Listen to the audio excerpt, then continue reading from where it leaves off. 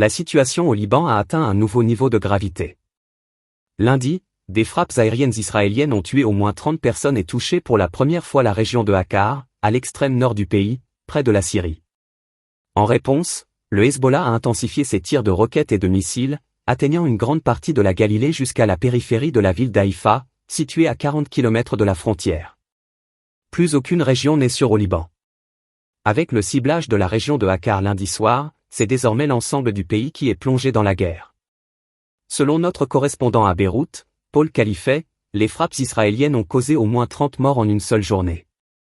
Parmi les zones touchées, une maison dans une localité à majorité sunnite qui accueillait une trentaine de déplacés chiites en provenance du sud du pays a été ciblée par un raid aérien israélien. De plus, l'aviation israélienne a lourdement bombardé des dizaines de localités dans le sud du Liban, ordonnant l'évacuation de 21 villages. Ces raids ont fait de nombreuses victimes parmi les habitants restés sur place malgré l'intensité des bombardements. En réponse aux frappes israéliennes, le Hezbollah a intensifié ses attaques, tirant plus de 250 roquettes et missiles lourds sur le nord d'Israël, un record depuis le début de l'offensive terrestre israélienne le 1er octobre. Le mouvement chiite a revendiqué 22 opérations militaires rien que pour la journée de lundi. Les régions de Safad, Acre et Haïfa, où se concentre la majorité des habitants du nord d'Israël, étaient dans le viseur du Hezbollah. Le mouvement a également utilisé des escadrons de drones pour mener des attaques. Les roquettes ont été tirées à partir de villages libanais frontaliers que l'armée israélienne avait prétendument sécurisés et nettoyés après 45 jours d'offensive terrestre. Alors que les combats font rage, le ministre israélien des Affaires étrangères, Gideon Sa'ar, a évoqué lundi certains progrès en vue d'un cessez-le-feu au Liban. Lors d'une conférence de presse à Jérusalem, il a indiqué travailler sur le sujet avec les Américains. Cependant, il a conditionné un éventuel cessez-le-feu au désarmement du Hezbollah et à son éloignement de la frontière israélo-libanaise. Une perspective exclue par Israël Katz, le ministre de la Défense, qui a affirmé qu'il n'y aurait aucun cessez-le-feu et aucune pause dans les frappes contre le Hezbollah avant la capitulation du mouvement islamiste. Depuis le début des affrontements entre le Hezbollah et l'armée israélienne il y a plus d'un an, des dizaines de milliers d'habitants ont été contraints de quitter leur logement au Liban comme en Israël. Les tentatives de médiation, notamment par les États-Unis et la France, n'ont jusqu'à présent abouti à aucun accord. La situation humanitaire au Liban est de plus en plus désastreuse, avec des milliers de déplacés internes et des infrastructures civiles gravement endommagées.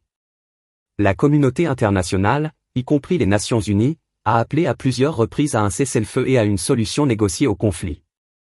Cependant, les efforts diplomatiques n'ont pas réussi à mettre fin aux hostilités. Le secrétaire général de l'ONU, Antonio Guterres, a exprimé sa profonde inquiétude face à l'escalade de la violence et a exhorté les parties à respecter le droit international humanitaire et à protéger les civils. Les États-Unis et la France ont joué un rôle clé dans les tentatives de médiation entre Israël et le Liban.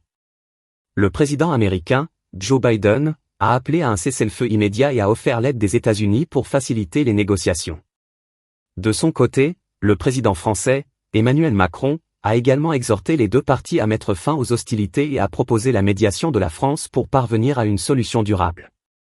Le Liban se trouve à un carrefour critique.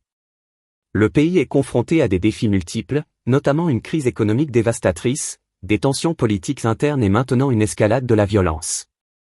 La population libanaise, déjà éprouvée par des années de conflits et de crises, fait face à un avenir incertain. La communauté internationale doit intensifier ses efforts pour apporter une aide humanitaire et travailler vers une solution pacifique au conflit. La situation au Liban est extrêmement préoccupante, avec des frappes israéliennes touchant désormais tout le pays et une riposte intense du Hezbollah. Les efforts de médiation doivent être redoublés pour mettre fin aux hostilités et éviter une catastrophe humanitaire majeure. Le peuple libanais mérite la paix et la stabilité, et il est de la responsabilité de la communauté internationale de travailler ensemble pour atteindre cet objectif.